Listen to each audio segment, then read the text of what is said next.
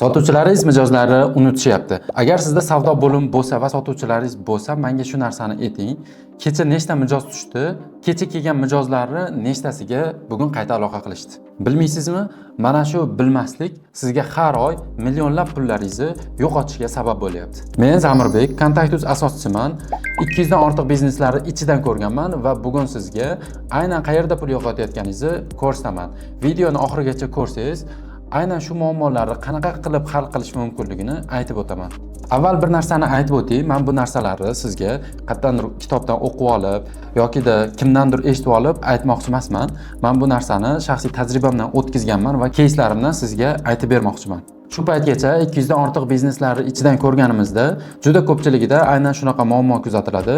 Ya'ni qanaqa desa, rahbari sotuvchilarim yaxshi ishlayapti, zo'r ishlayapti deydi. Lekin shu tadbirkorlar mijozlariga qaraydigan bo'lsak, raqamlarni ochib qaraydigan bo'lsak, juda ko'pchiligi javobsiz qolgan bo'ladi. Qayta aloqaga chiqish kerak bo'lgan bo'ladi, lekin aloqaga chiqishmagan bo'ladi. Keling shu muammoni real holatda ko'rib chiqamiz. Tasavvur qiling, siz reklama yoqyapsiz, target yoqyapsiz. E'lon beryapsiz, qaysidir joylarga bannerlaringizni, reklamalaringizni joylashtiryapsiz. Mijoz sizga Instagramingizdan yozyapti, direktingizdan yoki-da Telegramdagi akkauntlaringiz bor. Ana shu akkauntlarga yozishyapti yoki-da telefon qilishyapti. Operatorlaringiz, sotuvchilaringiz gaplashyapti. Telegramdan yozishyapti, Instagramdan yozishyapti va sotuvchilaringiz mijozlaringiz bilan gaplashadi, ma'lumotlarni berishadi. Mijoz bo'lsa, o'ylab ko'raman deydi. O'ylab ko'raman degan mijozingiz pastga tushib ketadi. Pastga tushib ketgani hisobiga bu mijozingizdan qachon qayta aloqaga chiqasiz? Qachonki bo'sh vaqtingiz bo'lib qolsa, ya'ni bo'sh vaqti sotuvchingiz bo'sh vaqti bo'lib qolgan taqdirda o'tirib, pastga tushib ko'rib chiqadi. Boshqa holatda bo'lsa, mijozingiz esdan chiqaradi va unutiladi. Endi tasavvur qilib ko'ring, kuniga sizga nechta mijoz murojaat qilyapti va sotuvchilaringiz nechtasi bilan gaplashyapti va nechtasiga qanaqa va'dalar beryapti. Kimgadir narx hisoblab beraman deydi, kimgadir bo'pti o'ylab ko'raman, ertaga telefon qilaman deydi, kimgadir masalan fayl tashlab beraman deydi. Lekin u mijozlaringiz o'sha joyda qolib ketadi esdan chiqib. Endi tasavvur qiling, kuniga 20 ta mijozingiz esdan chiqayotgan bo'lsa, bir oyda qancha bo'ladi shu esdan chiqib yo'qotilayotgan mijozlaringiz? Bu degani pullaringiz osmonga shunchaki uchib ketyapti degani emasmi?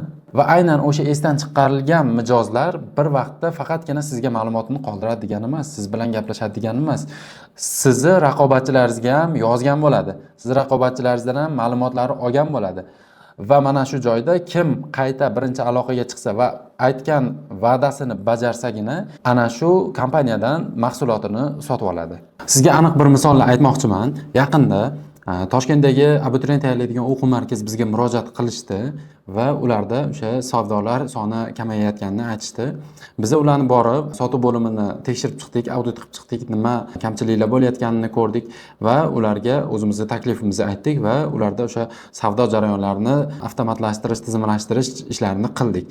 Ularda muammo nima edi? Ulardagi asosiy muammo, ular marketing yuritishadi, YouTube videolar, Instagram, Telegramda har xil reklamalar va target uchun har oy yaxshigina summa ajratishardi. Ularda kuniga juda ham ko'p murojaatlar bo'lardi. Instagram direktdan, Telegramdan telefon qilishardi. Lekin bulardagi asosiy muammo klientlarni to'g'ri obработка qilisha olmasdi va ularning ma'lumotlari har xil joyda sochilib yotardi. Mijozlarga qanaqa va'da berilgan, javob berilganiga javob berilgan, esdan chiqqani esdan chiqib qolib ketgan edi. Rahbarda esa oyiga shuncha pul ajratyapman, lekin nega bunaqa rezultat bo'lmayapti, ya'ni natija bo'lmayapti degan savol bor edi. Vaholanki Instagram, Telegram platformalari bu mijozlar bilan ishlaydigan platforma emas. Bu programmalar mijozlaringizga nima deyishingizni, qachon ularga aloqaga chiqishingizni eslatmaydi va ular haqidagi ma'lumotlarni o'zida saqlab qolmaydi. Natijada sotuvchi har bitta mijozni esida saqlab qolishga to'g'ri kelgan. Va bu o'z-o'zidan bilamiz, kuniga 40 talab mijozga har xil ma'lumotlarni beradi yoki da har xil va'dalarni beradi, lekin uni eslab qolish fiziki, ya'ni jismonan olib qaraganda eslab qolish va uni o'sha vaqtda vazifani bajarish imkonsiz. Endi bu holatda, ya'ni reklamaga tadbirkorlar ko'p pul ajratishadi, murojaatlar ko'p, lekin savdo kam holatda 3 xil yo'l tutadi tadbirkorlar. Birinchi yo'li sotuvchilarni yig'adida do'q qiladi, ya'ni ularga baqirib, nimaga sota olmayapsizlar, nimaga men pul ajratyapman deb jahl bilan ularga yetkazmoqchi bo'ladi. Ikkinchi holatda esa sotuvchilarni almashtiradi. Ya'ni bu sotuvchi sota olmayapti, o'rniga boshqa sotuvchi olsam, bu muammoim hal bo'ladi deb o'ylaydi. Natijada sotuvchini almashtiradi. boshqa sotuvchini olib keladi, bir hafta yaxshi ishlaydi, keyin yana o'sha eski holat bo'yicha davom etaveradi. Uchinchi holatda tadbirkor mana shu mijozlar ma'lumotini Excelda saqlashni boshlaydi. Yaxshi yechim, lekin buni ham minuslari bor. Sotuvchilar Excelga har bitta ma'lumotni kiritib o'tirishga erinishadi. Uzog'i bilan 1-2 hafta ishlatishadi-da, 3-haftadan boshlab ma'lumotlarni chala kirgizishni boshlashadi. Mana shu 3 ta yo'lni hammasi juda ham ko'p vaqtingizni oladi. Endi ushbu muammolarni qanaqa hal qilish kerakligini sizga aytaman. Barcha mijozlar bitta joyga tushishi kerak. Instagram bo'lsin, Telegram bo'lsin, qo'ng'iroq bo'lsin. Bu joy CRM tizimi hisoblanadi. Har bitta mijoz kartochka bo'lib tushadi. Sotuvchi keyin telefon qil degan vazifa oladi. Tizim esa uni eslatib turadi. Agar bajarmasa, vazifa yopilmaydi. Rahbar bo'lsa buni ko'rib turadi. Mijoz o'ylab ko'raman desa, tizim 3 kundan keyin qayta bog'lan deb sotuvchiga eslatadi. Rahbar esa telefonda hammasini ko'rib turadi. Qaysi mijoz qaysi bosqichda, qaysi mijozga shartnoma berilgan, qaysi mijozga aloqaga chiqish kerak, qancha oyga sotuv bo'lyapti, shular hammasini bitta telefonda ko'rib turadi. Endi shu aytib o'tganlarimni qisqacha sizga vizual ko'rinishini ko'rsatib o'taman. Ushbu oynada biz barcha bizga kelib tushgan murojaatlarni, mijozlarimizning ma'lumotlarini ko'rishimiz mumkin. Bu joy CRM tizimining сделки qismi hisoblanadi. Mana bu joyda ko'rib turibmiz. Bizga Instagramdan, Telegramdan yozgan mijozlarimizni ko'rib turishimiz mumkin. Agar buni ichiga kiradigan bo'lsak, bular mijozlarimiz nima deb bizga yozgan. Mana bu chap tarafda esa mijozlarimizni ma'lumotini kiritadigan joy bo'ladi, ya'ni mijoz kartochkasi deyiladi. Mijozning ma'lumotlari, manzili, telefon raqami, ismi, qaysi mahsulotimizga qiziqqan, shu kabi ma'lumotlari turadi. O'ng tomonda esa mijoz bilan bo'lgan barcha yozishmalar, muloqotlar, munosabatlarni tarixi saqlanib boradi. Mana bu zadacha bo'limida esa bizda bor, ya'ni sotuvchimizda bor bo'lgan barcha vazifalarni ko'rib turishimiz mumkin. Bu просрочный o'tib ketgan vazifalar, bu bugungi vazifalar, bu ertagalik vazifalar, bu keyingi 7 haftalik, bu esa keyingi 1 oydagi vazifalarni ko'rsatib turadi va buni biz rahbar sifatida ko'rib tekshirib tursak bo'ladi. Men bu narsalarni shunchaki aytmayman. Bu 200 dan ortiq kompaniyalarga aynan shunaqa tizimni joriy qilib, ularni yo'qotilayotgan mijozlarni kamaytirishga erishganmiz.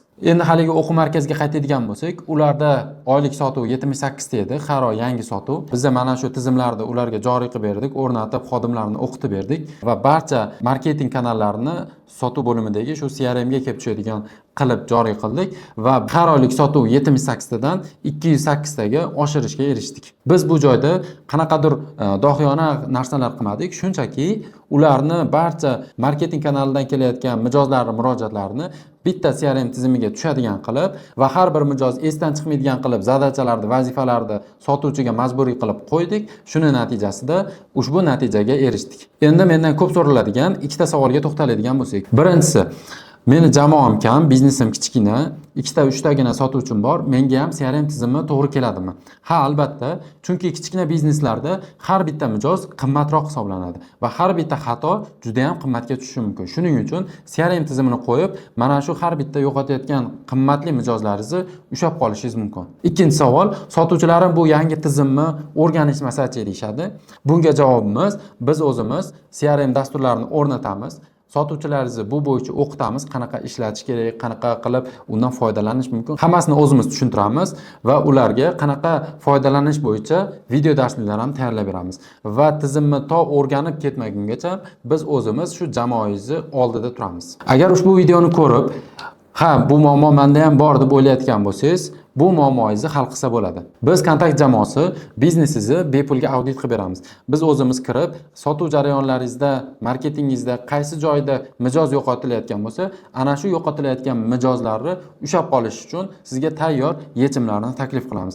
Agar ushbu auditimiz sizga qiziq bo'ladigan bo'lsa, pastdagi opisaniyada saytimizning linkini qoldiraman. Saytimizga kirib, o'zingizning ma'lumotlaringizni qoldirsangiz, bizning sotuvchilarimiz sizga aloqaga chiqishadi va sizning biznesingizni audit qilib yo'qotilayotgan mijozlaringizni kamaytirish uchun o'z hissamizni qo'shamiz. Va esda tuting, mijoz yo'qotishni kamaytirish mumkin, faqat tizim kerak.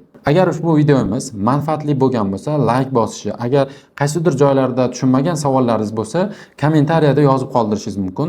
Agar ushbu videoni boshqalar uchun ham manfaatli bo'ldi deb o'ylaydigan bo'lsangiz, ularga yuborib qo'yishingiz ham mumkin. Bizni kuzatishda davom eting, yana shunaqangi foydali ma'lumotlarni ulashishda davom etamiz.